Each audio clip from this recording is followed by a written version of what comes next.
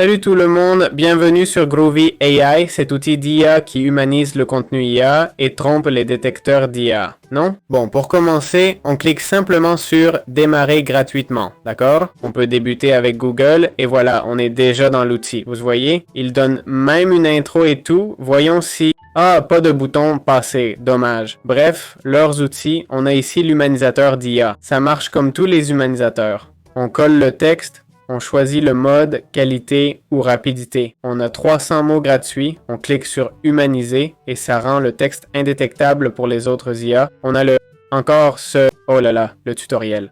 On a le résumé qui nous fait des synthèses rapides, des notes, quoi. Ça structure tout automatiquement. Mais ce qui démarque vraiment l'outil, c'est l'humanisateur, hein. Tout ça et non, les outils d'études, bon, des fiches d'études et tout ça. Ça peut être intéressant, je dis pas, c'est une approche sympa.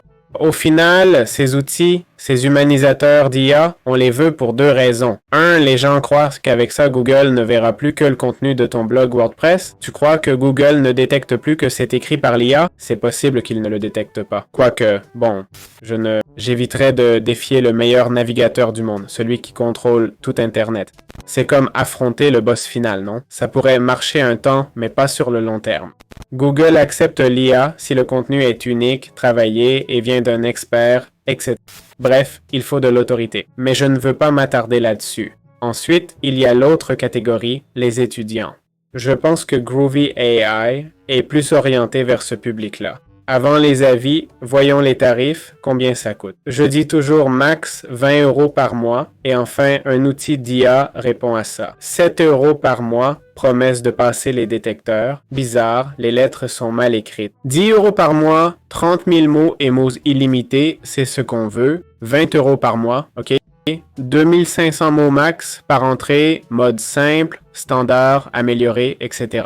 D'accord? Je trouve que c'est un très bon prix. Voyons les avis maintenant s'ils en disent du bien. On a un 3,7, pas forcément une mauvaise note. Il y a quelques votes négatifs. Au total, pas mal en fait. 24% des 30 votes au total. Il dit pas recommandé, ça marche pas, ok? 69% du contenu détecté comme IA, et après l'avoir humanisé, c'était pire. C'était le 24 avril, on est le 8 mai. Le 29 mars, j'ai testé cet outil. Non, il critique le fonctionnement de l'appli, le décompte des crédits, et c'est très mauvais. Je l'ai acheté tel mon abonnement s'est terminé le 5/12/2024 et c'est pas juste, je ne le recommanderai jamais à personne. Ici, ils ont retiré 12 jours d'abonnement. Ils disent moi que ça n'aurait pas dû arriver, qu'on les contacte, ok? Ici, il dit qu'il n'arrive pas à contourner quoi que ce soit, ok? Il dit, oui, ça contourne GPT-0, pas forcément Turnitin. Et n'importe qui peut le tester en un clic. Aucun humanisateur n'est parfait, etc. Clairement, cet humanisateur n'est peut-être pas aussi bon que d'autres. Vous voyez? Il détecte GPT-0, mais Turnitin peut-être pas, hein? Ici, on dit que Turnitin le fait. Et là, on dit que GPT-0 ne passe pas. Il dit, si GPT-0 ne passe pas, comment Turnitin, censé être meilleur, le ferait? Mais ici, on nous dit qu'il dépasse GPT. Bon, c'est parole contre parole. Clairement, aucun humanisateur ne marche à 100%, c'est comme ça, ok? Mais bon, on a 3,7 étoiles.